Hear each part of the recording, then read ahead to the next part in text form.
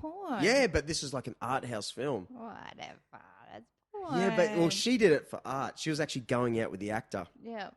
So it was this, but the problem for her has been that everyone else in the world can't get over it. When we think of her, that's what we think of. Yeah. Like, I consider her to be this just beautiful, like the film Kids is like the craziest film. Yeah. And so she was in this like cool area. Yeah, light another one up. It's rock and roll, isn't it? Thank you. Doesn't it feel good? Do you feel naughty? I feel like Doug Yeah. Nixon. Do you light up inside your house? No. Sometimes. Oh, actually, yeah, sometimes in the bathroom with the exhaust fan going. Because I have a Secrets out. cat. I don't want the cat ending up with lung cancer. Whatever. Yeah, I love my cat. He's my baby. He. What's his name? Dante. Dante. What does Dante mean? I have no idea. My son named him. Dante is something to do with. It's a PlayStation game or an yeah, Xbox but something game, to do with the devil. Dante's Inferno. Yeah. Yeah. Again, I don't know what I'm talking about. Dante, the devil. Sounds good. What do you smoke? What is that? Oh, I'm a cheap Those packets. You can have those wrappers on those packets. Brian, what's wrong with Brian? Oh God, he looks like someone I know. It's Brian. Oh, did you see when one of those Top Gear guys came to Australia and he was on? I don't watch TV anymore, but this guy, I remember seeing this. He came onto a show like, Email. yeah. That was like... He just came, like this English guy came to Australia and went, before we start the interview, what the fuck are you guys putting on your ciggy packets? Like, seriously, Australia, what are you doing? Today I saw like a dried up dick on the front of a... Is that the tall guy, like Jeremy Clarkson? No, it was one of the other ones maybe. The Brainiacs guy. Is it Brainiacs? I don't know. Hey, I'm making this story up. Probably Okay. wasn't even him. Don't pull me up on details. But it made me realise, like, yeah, it's just us. This little isolated country getting right into putting the worst photos on But packets. I think it works. Like, it doesn't work for people like me who have been smoking since they were, in their teens. But I do think it works for people in their teens now who are maybe toying with the idea of doing something naughty. They wouldn't be going to cigarettes. How much are they? Oh, well, like I said, I'm a cheapskate. Now, I used to smoke Winfield. But Winfield's like about $10 dearer than these. Really? Yeah. But this is what I used to smoke when I was a teenager, JPS. Oh, that's cool. Yeah. They had that cool Formula One car. Black and gold. And they had the black and gold packets too, Yep. yeah. Yeah. Well, that's really interesting. I've almost forgotten. Yeah, well, there you go. I always knew there was Winfield Blue, Winfield Red, Benson and Hedges. You could always see, and you sort of relate it to their personality. Yeah. You know what I mean? Yeah. Yeah, it was like, what are you? Oh, you're one of those people, ain't you? Yeah. I was That's a little gone. bit of a toff because I was smoking JPS in high school. Well, that's up there. Oh, yeah, it was. Mysterious. Aren't you? Spent like maybe $2 a packet. Yeah. Yeah. There's still $4 in Japan from the vending machine out the street. How does that make you feel? Well, it confuses me because Japan didn't have to put astronomical amounts of tax on cigarettes for them to start going, no, we don't want to smoke anymore, because the smoking population has diminished in Japan heaps, but they didn't have to put their cigarette prices right up. Yeah. So I'm sure Australia can learn a few things from Japan, maybe, but maybe they just want the revenue, who knows. Probably they're locked into it now. They're probably like, oh God, we get so much revenue. How can we pull back? Yeah. Yeah. It's like your dodgy old mate there. Some people are so impulsive, and you can't presume that every single person in the world is thinking as clearly as the most clear people. Yeah. And they just start smoking. Yeah, and they get hooked on the nicotine, and next minute they're spending fucking $25 a pack every other day. Yeah. And causing this huge social problem in their own house. Yeah. Yeah. Okay. Yes. I don't want to hassle you out, but just yesterday, someone I saw on Facebook had an app that the government gives out, that helps you stop. Some quit app or some shit, right? Yeah. And she said, yeah, it's been 2 years since I've stopped, and it actually logged her thing, but she'd saved $22,400. Yeah. I tried one of I was those. like, wow, that's pretty amazing. Yeah. Money would be where it's at for me, where I'd like find my little carrot. Like, yeah, here comes a jet ski or some shit. I don't know. Money's never done it for me. Like, I've given up twice. Actually, I've given up 3 times. 2 times when I was pregnant and when the kids were, tiny, when I was still breastfeeding, which wasn't for long anyway. And the 3rd time was actually when I saw a documentary about white blood cells. Oh. Random. I was up. I couldn't sleep and I turned it on. I don't even know what channel it was on, but it was a documentary about white blood cells, and it shows the white blood cells and how they're working 24 hours a day trying to get rid of all the shit in your body. Right. Yeah. And yeah, and I saw that and I gave up for about 10 weeks after seeing that. Cool. Right. Yeah. You know what made me start again? I started getting smoker's cough.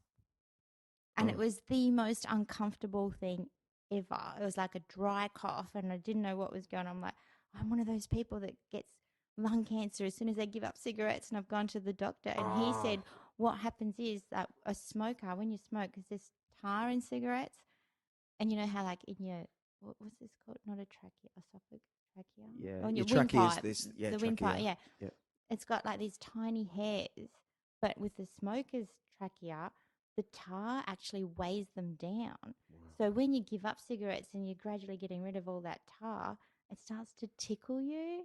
Wow. And so it's this constant tickle and like coughing all the time. It wasn't phlegmy cough, it was a dry cough. It was just like to get rid of this tickle that I was feeling. Wow. And then I was like, I see it another way. It's coming off. Like, I should have seen it do you ever that drink? way. I should have actually seen the white blood cell documentary again at that point, and I might have been able to keep going. But yeah, I think I'm talking too much this time. I'm happy. Yeah, happy you're talking too much. White blood cells are the one. You know when you start to do a bit of exercise or something, and you're like, oh man, I feel so yuck. I'm sweating. And then give it 15 minutes, boom. You're like, oh no, like I can't believe I feel quite all right now. Some it's because your white blood cells kick in. Yeah. And they're like. But if you ever have a look, because they had like this, like magnified footage of the white blood cells, and they're so cute. And they're just like working away 24 hours a day, like eating up all the shit in your body. And it's like, the harder they work, the more work I'm given. I felt like a sweatshop operator. Yeah. I was listening to this thing yesterday about it. There's an MMA fighter who still smokes. He's like the only one. Yeah. And it was explained to him, like he'll have a fight and then go and smoke and then have another fight. Yeah. And everyone's like, how do you do it? But the theory is that because he smokes, the body is so adaptable. Yeah. That his lungs are actually giving him more oxygen. Yeah. Like he quit, but he had like no breath for a year. It was like I was so tired all the time. So the theory is that your body is producing more to compensate for what you've got. Which sounds pretty realistic. Yeah. Credible. You know what I didn't like? And maybe I'm just a weirdo, but the chicks I've gone out with who smoked. Yeah. It was like I could feel like we're lying in bed or something, and I could feel, they're gonna want to have a smoke soon. Yeah. Yeah, you feel them sort of moving. Their mind's off the job, like sort of thing. Like something's gonna happen. Oh, I'm just gonna go have a smoke. You're like, I knew it. You're not thinking about me and my birthmark.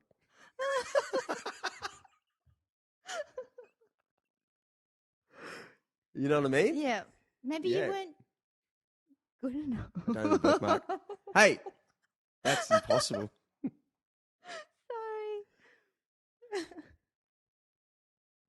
Okay, what about next subject? See, I want to talk about old mate, but I don't want to die too. Old mate. Old mate. I saw this thing about jail the other day about. Oh, my old mate. There's this famous thing in America where this dude just went into jail for 8 months. Only 8 months. But there's this circulated photo of him completely with his face punched in, and he's got a rope around his neck, and 10 dudes have raped him. Yeah. And the dudes in jail had like a phone, and they've circulated this thing on their own Facebook pages somehow, Jesus. right? Of this dude, and he's just like a normal kid. Yeah. Did something bad, went to jail, and now everyone knows this has happened to him. Yeah. Oh, we don't want to be anywhere near that joint, man. No, but Have you visited what? there? I have no, never. But like, God bless the young kid that got raped. But jail should be a scary place. It has to scare people off. Like, I don't know. I'm not a very politically correct person, and I'd not like. Oh, how can I say this without sounding like a bitch? I don't believe in letting people off with the slap on the wrist. I think, especially pedophiles, it's like, yeah, like you ruin someone's life, and they're talking about, oh, but I'm going to go to jail now, blah, blah, blah.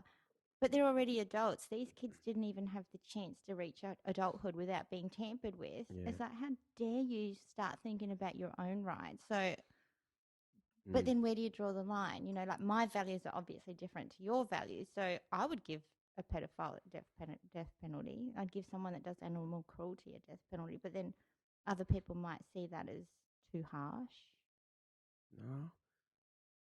I've actually gone so far backwards into normal behavior. Yeah.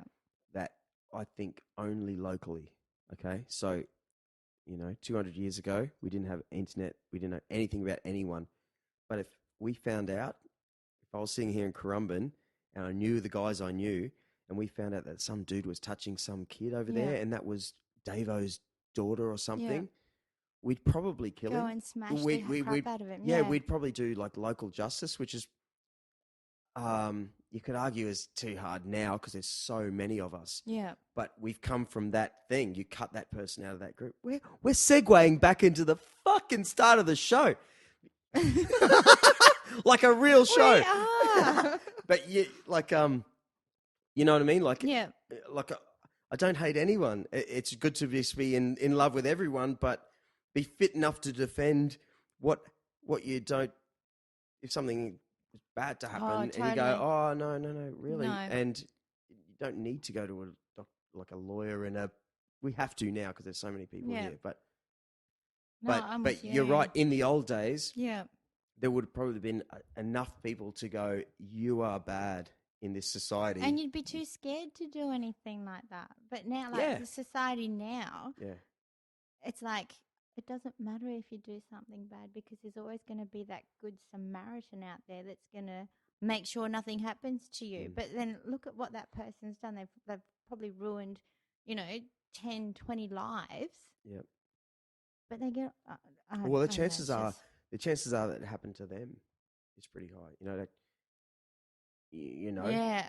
Well, the worst case person who wasn't really in there in the mind. I'm a little bit in two minds about that because I know, I grew up, my dad was really, really, really strict.